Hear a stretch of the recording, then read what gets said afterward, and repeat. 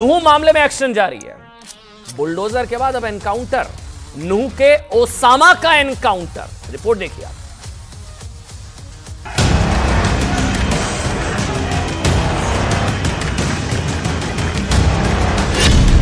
नूह जलाने वाले ओसामा का एनकाउंटर।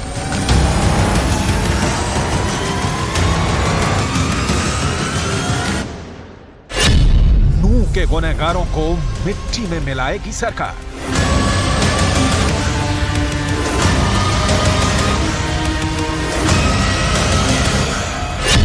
पहले चला बुलडोजर, अब हो रहा एनकाउंटर।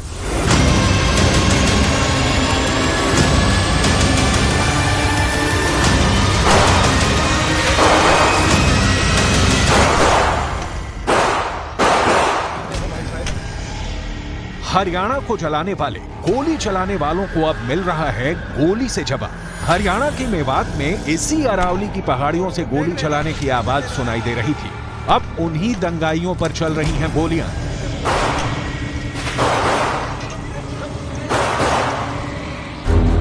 पहले एक्शन में आया बुलडोजर और अब दंगाइयों का हो रहा है एनकाउंटर। पहले उपद्रवियों के ठिकानों को मिट्टी में मिलाया गया, अब नूह के गुनहगारों को मिट्टी में मिलाने की तैयारी हो रही है। नूह जलाने वालों का हरियाणा पुलिस जो हश्र कर रही है, उसे देखकर अब कोई हरियाणा में पत्थरबाजी और दंगों की साजिश करने से पहले 1000 बार सोचेगा। 31 जुलाई को नूह की सड़कों पर आग का खेल खेलने वाले आज अस्पताल के बिस्तर पर घायल पड़े हैं। पुलिस से भागने वालों के घुटने तोड़े जा चुके हैं और उन्हें देखकर हिंसा की साजिश रचने वालों के हौसले भी टूट रहे हैं। हिंसा के 25 दिन के अंदर हरियाणा में 3 एनकाउंटर हुए। इसके बाद 21 अगस्त को दूसरे एनकाउंटर में हिंसा के आरोपी आमिर को गोली लगी। 23 अगस्त को बुधवार को अरावली की पहाड़ियों में गोलियों की आवाज सुनाई और इस बार दंगों का गुनहगार ओसामा पुलिस के हत्थे चढ़ा। नूह हिंसा मामले में पुलिस ताबड़तोड़ एक्शन में है। बुधवार को पुलिस को इस मामले में एक और बड़ी कामयाबी हाथ लगी। पुलिस ने नूह हिंसा के मामले में आरोपी ओसामा और पहलवान को मुठभेड़ के बाद गिरफ्तार कर लिया है। आरोपी के पैर में गोली लगी है। पुलिस ने उसके कब्जे से एक अवैध देसी कट्टा और एक मोटरसाइकिल भी बरामद की है। आरोपी ओसामा नल्हड़ गांव में आगजनी कर फरार हो गया था। इसके पहले नूह की अपराध शाखा पुलिस ने सोमवार को मुठभेड़ के बाद आरोपी आमिर को गिरफ्तार कर लिया था। मुठभेड़ के बाद उसे तावड़ू में अरावली की पहाड़ियों के खंडहर से गिरफ्तार कर लिया गया।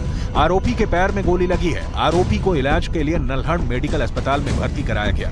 तलाशी के दौरान पुलिस को उससे एक अवैध देसी कट्टा और 5 कारतूस बरामद किए। आमिर पर हिंसा के दौरान पुलिस से हथियार छीनकर भागने का आरोप था।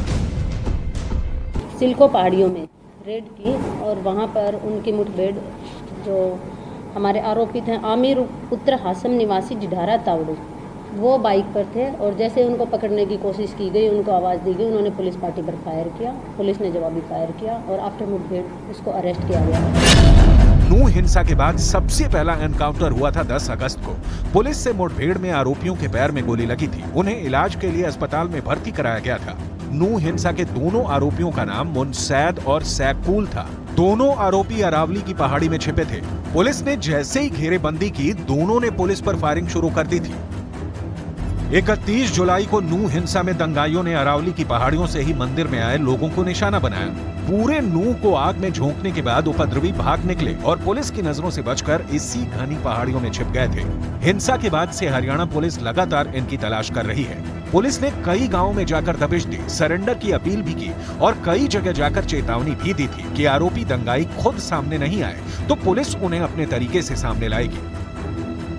बाकी मंत्री जी कह रहे हैं निर्दोष आदमी की लिस्ट दे दो। भाई मैं किसी से रिक्वेस्ट नहीं करता अरेस्ट करने के लिए। जो आपको पता है दोषी को, आपको सरपंचों को अच्छे से पता है, दोषियों को अच्छे से पता है, कान पकड़ के ले आओ, वरना मैं लाऊंगा तो अपने तरीके से लाऊंगा और लाना मुझे आता है।